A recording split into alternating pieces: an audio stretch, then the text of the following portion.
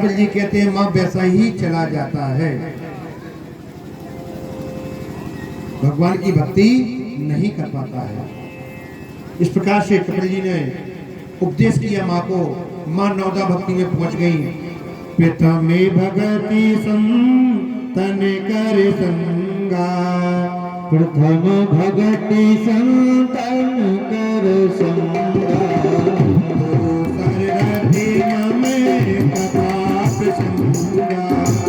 दूसर रति मम कथा प्रसंगा, प्रथम भगति संतन कर संगा, प्रथम भगति संतन कर संगा, दूसर रति मम कथा प्रसंगा, दूसर रति मम कथा प्रसंगा, प्रथम भगति संतन कर संगा। श्री राम जय राम जय जय राम, श्री राम जय राम जय जय राम। प्रथम भगत संतन कर संगा, ये पहली भक्ति है। दूसरी भक्ति, द्वितीय भक्ति मम कथा प्रसंगा। ये 9 प्रकार की भक्ति को भगवान कपिल जी ने अपनी माँ को बताया। जब माता देवहूति नवदा भक्ति में पहुंच गई तो पानी की तरह उनका शरीर बहने लगा। उनके शरीर से पानी जो बहा उससे एक नदी की उत्पत्ति हुई जिसका नाम है गंडकी नदी। उस नदी में कपिल जी महाराज ने उस पानी से आचमन किया और आचमन करके कपिल जी गंगा सागर की ओर वहां से चल पड़े। माता देवहूति का कदम ऋषि का परिवार यहां से आगे चला रहे।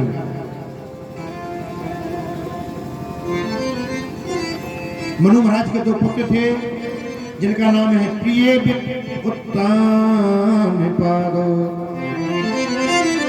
सत्य रूपा पते सुतो। प्रिय माने होता है अच्छा, प्रिय माने होता है अच्छा।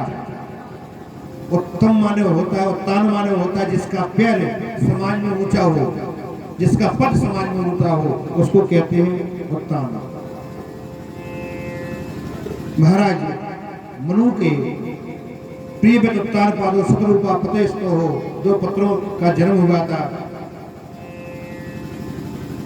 उत्तान पाद राजा के विवाह होते ही मनु महाराज और सतरूपा घर को त्याग करके चली गई थी जंगल में अपने जीवन को सुधारने के लिए। उत्तानपाद राजा राज्य को चला रहे थे लेकिन शिकार खेलने का उनको शौक था। एक दिन क्या हुआ, जंगल में शिकार खेलने के लिए गए, वो अपने राज्य से निकल करके दूसरे राज्य में पहुंच गए। वहां एक सुंदर स्त्री से मिलना हुआ। उत्तानपाद राजा का वो स्त्री को देख करके उत्तानपाद राजा ने उसके पास में जाकर के पूछा, देवी हमारे साथ में विवाह करोगी? क्योंकि वो सुंदर थी तो सुंदरता पे मोहित होकर के जाकर के उत्तानपाद राजा ने कहा कि हमारे साथ में विवाह करोगी? उसने कहा बिल्कुल। और राजा उत्तानपाद ने गंधर्व विधि से उसके साथ में विवाह कर लिया। उस स्त्री को लेकर के राजा उत्तानपाद ने अपने राज्य में प्रवेश किया तो जिनकी बड़ी पत्नी थी महारानी सुनीति ने आकर के महाराज उत्तानपाद का दरवाजे पर स्वागत किया और उनकी आरती बंधन करके अंदर को बुलाने लगी। तो जो स्त्री थी, विवाह हुआ था, उसने पूछ लिया उत्तानपाद राजा से कि ये कौन है? राजा बोले हमारी बड़ी पत्नी है, इनका नाम सुनीति है। छोटी रानी बोली कि हम इस घर में नहीं रहेंगे। जब तुम्हारी पत्नी थी तो हमको लेकर के क्यों आए? या तो इस घर में ये रहेगी या हम रहेंगे। तो छोटी रानी का नाम क्या है मालूम है? सुरुचि। बड़ी रानी का नाम है सुनीति और छोटी रानी का नाम है सुरुचि। सुरुचि का मतलब होता है कि जो अपनी रुचियों पर चले। राजा उत्तानपाद ने उस छोटी रानी के सुंदरता पे मोहित होकर के अपनी सुंदर सुशील पत्नी को घर से बाहर निकाल दिया। महारानी सुनीति को महारानी सुनीति उसी राज्य में एक झोपड़ी में रहने लगी। सुरुचि के साथ में राजा उत्तानपाद रहने लगे। महारानी सुनीति का ऐसा नियम था कि प्रतिदिन वो सत्संग में जाती थी, क्योंकि सुनीति का मतलब होता है जो वेद की नीतियों पर चले वो है सुनीति। सत्संग में जाती थी, संतों के चतुर्मास के लिए संत आए, उनकी सेवा करने के लिए पहुंचे। एक दिन राजा उत्तानपाद घर शिकार करने के लिए गए। रात्रि का समय था। विचार किया कि रात्रि ज्यादा हो गई है, महल में लौट के जाएंगे तो हल्ला होगा, और आज हम अपनी बड़ी पत्नी के पास में रुकते हैं, हमारी बड़ी पत्नी भी यही रहती है। तो उत्तानपाद राजा ने रात्रि बड़ी पत्नी के यहाँ विश्राम किया। भगवान की कृपा हुई कि वो रानी सुनीति महारानी गर्भवती हो गई। कुछ समय के बाद में सुनीति के यहाँ एक सुंदर पुत्र की उत्पत्ति हुई, जिनका नाम है महाराज ध्रुव। ध्रुव जी महाराज की जय। ध्रुव जी महाराज का जन्म हुआ। माता सुनीति सत्संग में जाती है, कथा कीर्तन में जाती है, तो ध्रुव जी को साथ लेकर के जाती है। संतों की बड़ी सेवा की। जब संत चतुर्मास करके जाने लगे, वापसी होने लगे, तो माता सुनीति से बोले कि बेटा तुमने बहुत सेवा की है हमारी, तुम्हारे ऊपर बड़े प्रसन्न है, वरदान मांगो, तुमको क्या चाहिए। सुनीति महारानी ने कहा कि कोई कमी तो ठाकुर जी की कृपा से नहीं है, वो आप देने के लिए कहते हैं तो बस एक वरदान दे दो, देना चाहते हो। संतों ने कहा क्या। सुनीति महारानी बोली कि जो हमारी छोटी रानी है, हमारी छोटी बहन है, उसके विवाह को भी काफी समय हो गया, उसके भी कोई संतान नहीं है, आप ऐसा आशीर्वाद दे दो कि उसके भी एक पुत्र की प्राप्ति हो जाए। संतों के नेत्रों में अश्रु आने लगे। संतों ने कहा देवी, जिस रानी की वजह से तुमको घर से बाहर निकाल दिया, घर से बाहर निकाल दिया, जिस रानी की वजह से, और तुम हो कि उस रानी की पुत्र की कामना करती हो, तुम किस मिट्टी से बनी हुई हो। सुनीति ने कहा महाराज जी, को न काहू सो के दुखी करे दाता, निज कित कर में भोगो सब भ्राता। हमारे जीवन का, हमारे जीवन में ऐसा लिखा होगा, इसलिए हमको घर से बाहर निकाल दिया। वो किसी को दुख देने वाला नहीं है, बस कृपा करो, आप जो आशीर्वाद देना चाहते हो तो ऐसा आशीर्वाद दे दो कि उनके भी एक पुत्र हो जाए। संतों ने कहा कि तुमने कहा तो बिल्कुल जरूर होगा, आशीर्वाद दिया। तो कुछ समय के बाद में छोटी रानी के यहाँ भी पुत्र क्या उत्सव बनने लगा। एक दिन महाराज ध्रुव जी बच्चों के साथ में खेलते खेलते जाकर के महल में प्रवेश किया। ध्रुव जी राजा उत्तानपाद की गोद में बैठना चाहते थे, क्योंकि पिता है, अधिकार है बैठने का। राजा उत्तानपाद भी अपने पुत्र को गोदी में बैठाना चाहते थे, लेकिन जैसे लेने के लिए हाथ बढ़ाए, छोटी रानी ने देखा और डांटना प्रारंभ कर दिया, फटकारना प्रारंभ कर दिया। आए, इस गोदी में बैठने का तुमको अधिकार नहीं है। ध्रुव जी से कहती है छोटी रानी सुनीति, जिस गोदी में बैठना चाहते हो तो जंगल में जाओ, तपस्या करो, भगवान प्रकट हो जाए तो उनसे वरदान मांगना कि हम छोटी रानी के गर्भ से हमारा जन्म हो, जब हमारे गर्भ से जन्म लोगे तब इस गद्दी पर बैठने के अधिकारी हो। नन्हे सा बालक 5 वर्ष की उम्र थी ध्रुव जी महाराज की, डर गया बेचारा, कांपने लगा, रोने लगा। रोते हुए ध्रुव जी वहां से दौड़ लगा करके माँ के पास में पहुंचे, माता सुनीति के पास में। सुनीति ने ध्रुव जी को अंक में भर लिया, कहा बेटा क्यों रो रहे हो, बात क्या है। ध्रुव जी ने कहा कि माँ, मैं छोटी रानी को छोड़ूंगा नहीं। सुनीति महारानी ने कहा क्यों।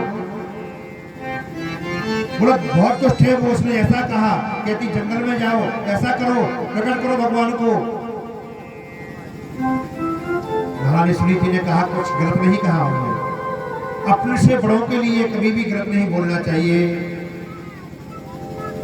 अपने से बड़ों के लिए कभी गलत बोलना नहीं चाहिए, क्योंकि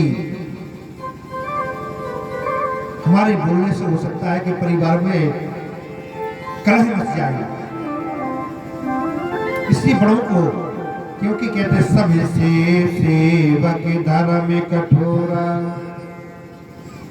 छोटे जो होते हैं वो सेवा के निमित्त होते हैं। सेवा करना बड़ी धर्म बहुत कठोर है, लेकिन जो सेवकाई होती है वो बरहमेश जीवन को संभालती है।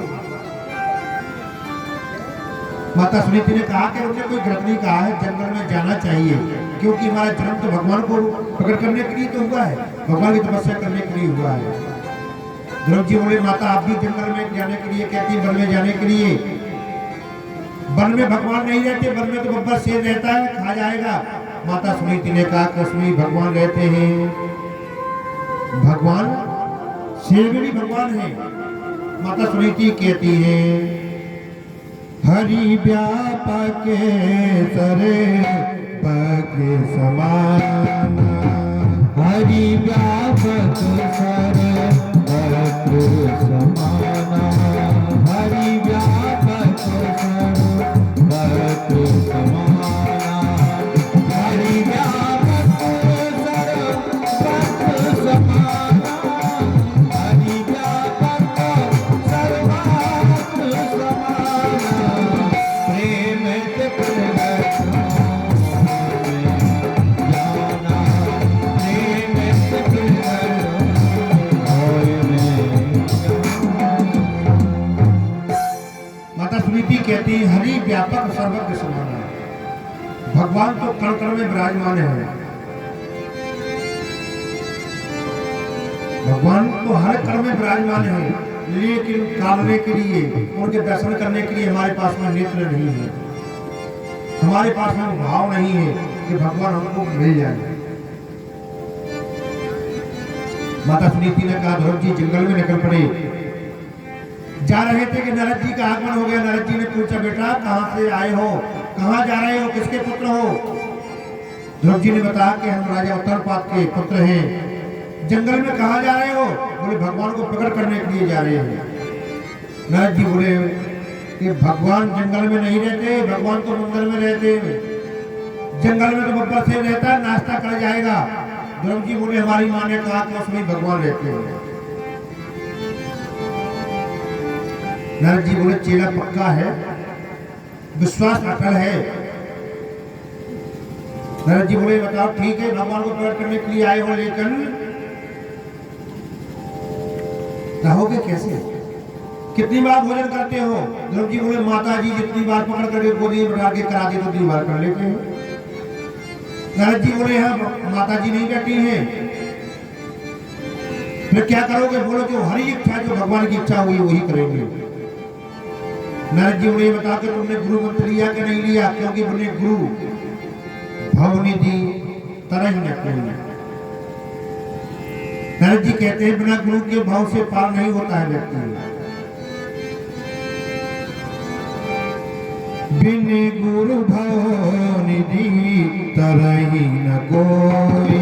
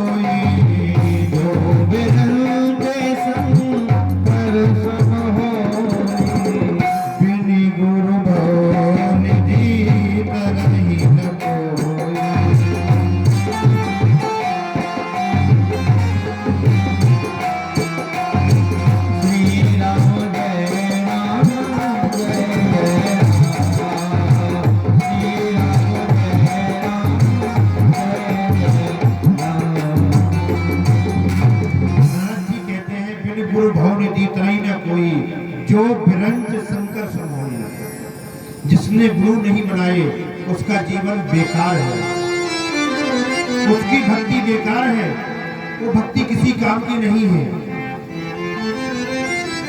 वैसे तो शास्त्रों में ऐसा कहा गया है कि जिसने गुरु दीक्षा नहीं ली उसके हाथ